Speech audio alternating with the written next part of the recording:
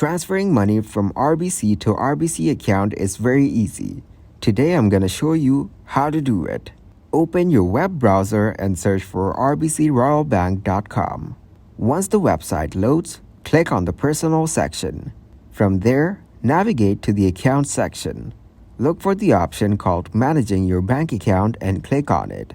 In the Managing Your Bank Account section, find and click on Transfer Money. You'll be directed to the page where you can quickly transfer funds to another RBC account. If you are an RBC online banking client, you can deposit funds directly into the accounts of other RBC Royal Bank clients. For example, send your daughter money or pay wages to your employees. It's easy to do. Simply have the recipient's name, branch number, and account number handy, all of which can be retrieved through RBC Mobile Banking and RBC Online Banking or from a voided check.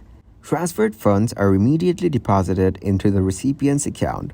There are no additional transaction fees that apply, other than those fees that are applicable under your bank account or package for third-party payments made through RBC Online Banking. To transfer money, you need to follow these steps. Sign in and go to the Quick Payments and Transfer section on the right side of the page. Choose a From and To account. Enter an amount. Click on the Submit button. Review the transfer details and click on Confirm.